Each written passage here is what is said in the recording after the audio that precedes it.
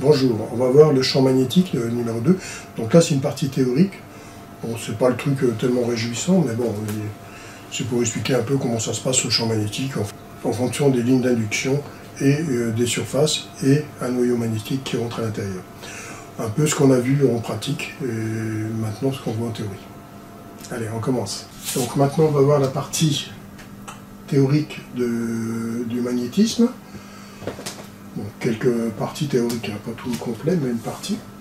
Dans les métaux ferromagnétiques, ben, qu'est-ce qu'on a? On a le nickel, le cobalt, l'acier avec un mélange, les ferrites, alnico. Alnico, c'est un mélange de plusieurs alliages. Néodyme, fer-bore. Ça aussi, c'est des alliages. Donc, on a toute cette partie-là qui fait des métaux ferromagnétiques. Alors, l'acier, plus 5,6% de tungstène, nous fait des aimants.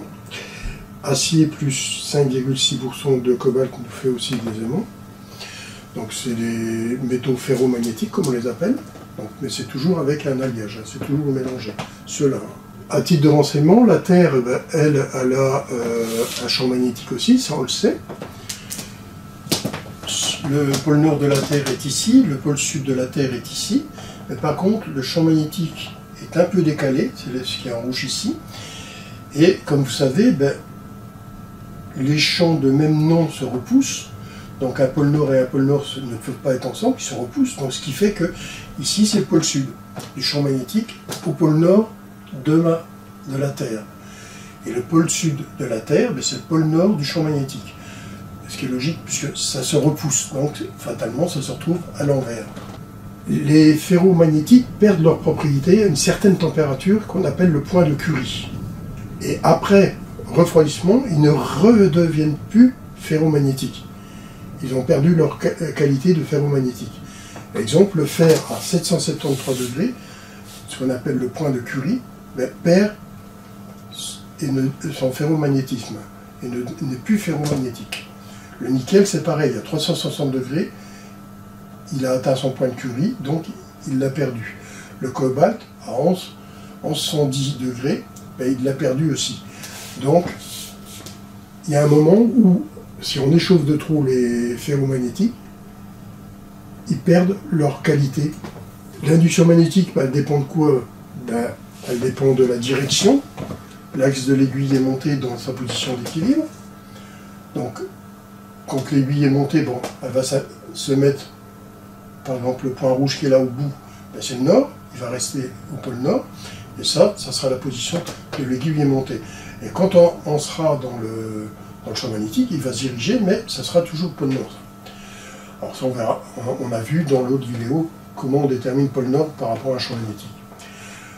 Le sens, ben, du pôle sud au pôle nord de l'aiguille est montée, donc ça c'est mon aiguille est montée, l'intérieur de l'aiguille est montée, ça va du pôle sud au pôle nord, mais de l'extérieur, ça va du pôle nord vers le pôle sud. Pôle nord vers le pôle sud de l'extérieur. Intérieur, de là à là. Sa grandeur, elle est proportionnelle à l'induction exprimée en Tesla. Le flux d'induction à travers une surface, donc ici on a une surface qui est ici, surface ronde, elle est vue de côté, donc ça fait comme si c'était une ellipse, mais c'est un rond. Les forces magnétiques qui sont ici, donc les lignes d'induction, on va appeler ça plutôt, puisqu'on les appelle les lignes d'induction ici. Surface en mètres carrés. Ligne d'induction dans un champ magnétique uniforme, d'intensité le Tesla, c'est égal à quoi? Ben, Phi est égal à bêta fois S la surface, bêta est égal en Tesla, donc ça c'est déjà en Tesla, S c'est en mètres carrés, c'est ma surface de mon truc, donc B c'est les lignes de force ici. Et on obtient quoi? Ben, on obtient, avec Phi est égal en Weber.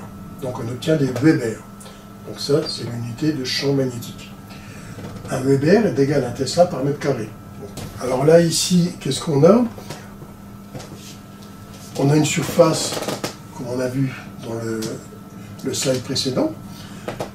Elle est à 90 ou 90 degrés par rapport. Donc alpha est à 0 degré. Donc ici, quand on a alpha à 0 degré, alpha à 0 degré égale 1. Quand le cosinus d'alpha est égal à 1, ben, on est au maximum. On voit que la formule ici, b fois s, enfin bêta fois s, phi est égal à bêta fois s, qu'on a vu dans la formule d'avant. On rajoute le cosinus alpha. Le cosinus alpha est ici. On le retrouve ici aussi. Donc, ça veut dire quoi? Ben, quand on est 90 ou 90 degrés par rapport aux lignes ici, et que l'on va s'incliner, on va perdre. Notre champ magnétique va devenir moins important. Et plus on va s'incliner comme ça, comme ici c'est nul. Donc quand alpha est égal à 90 degrés, eh bien 90 degrés, flux nul. Donc il n'y a plus de flux magnétique, parce qu'on se retrouve parallèle. Dans l'exemple ici, j'ai une surface d'un diamètre de 20 cm, placée perpendiculaire aux lignes d'induction, donc surface perpendiculaire aux lignes d'induction, donc maxi, donc là on a un champ magnétique maxi, d'un champ uniforme d'intensité bêta 0,12 Tesla.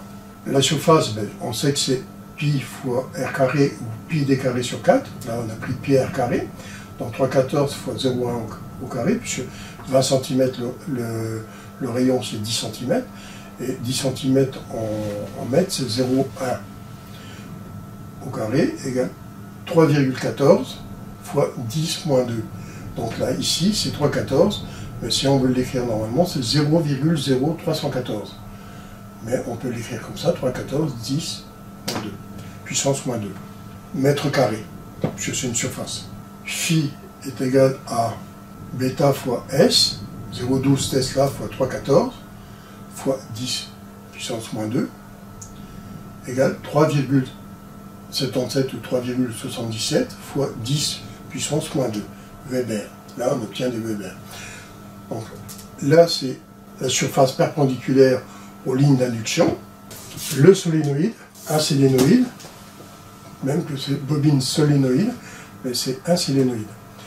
Alors, un courant électrique produit un champ magnétique dans une bobine solénoïde. Sa formule, c'est BO est égal à 4pi sur 10 puissance 7 multiplié par NI sur L.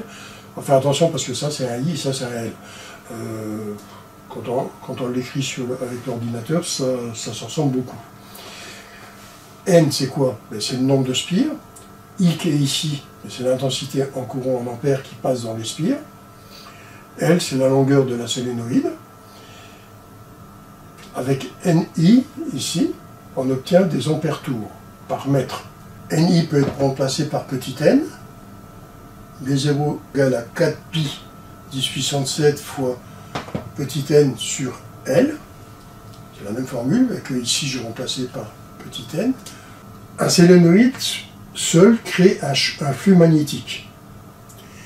Il augmente son flux avec un noyau à l'intérieur. Ce flux supplémentaire s'appelle la perméabilité magnétique. Le flux à travers S dans l'air. Phi, le flux à travers S dans le noyau magnétique. La perméabilité magnétique, c'est mu.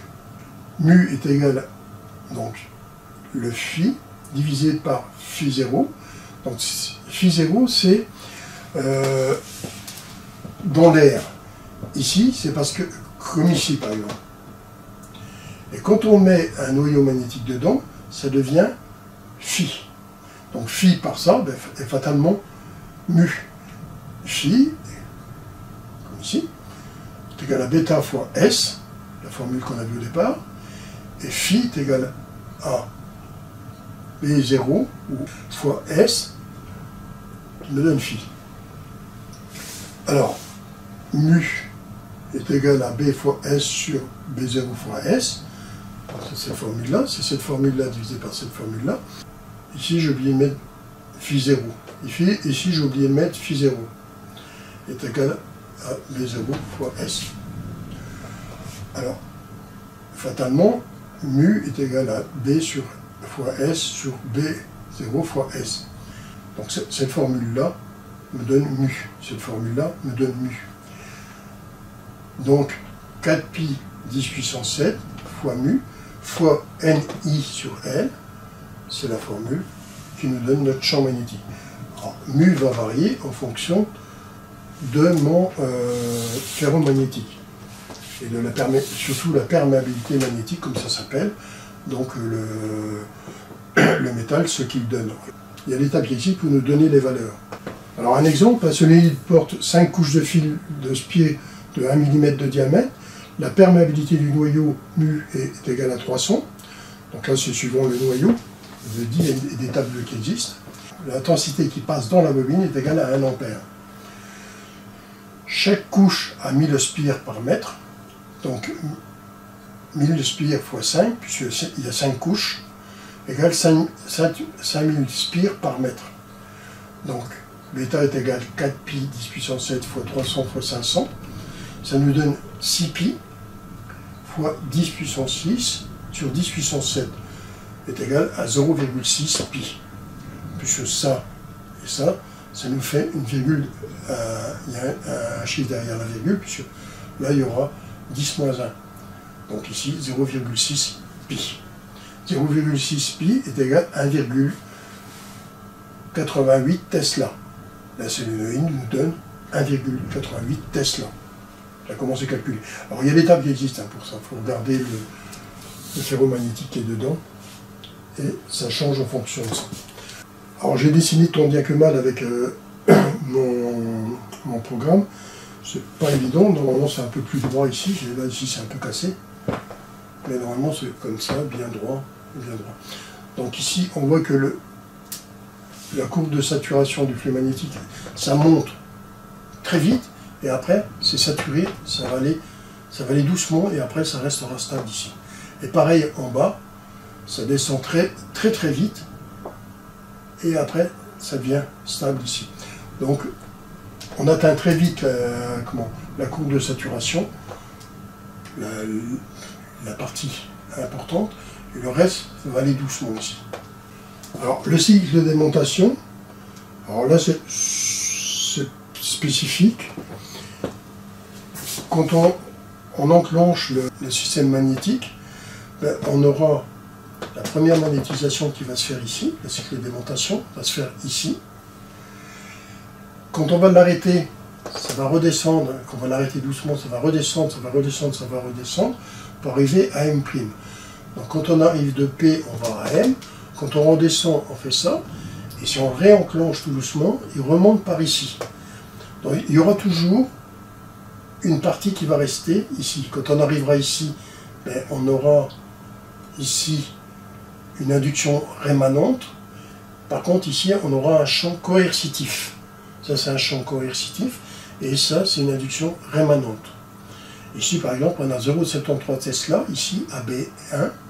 Ici, pareil, à B'1. On aura 0,042 Tesla, à C', et pareil, à C. Donc, le cycle de démontation ou d'hystérésie, on appelle ce cycle-là.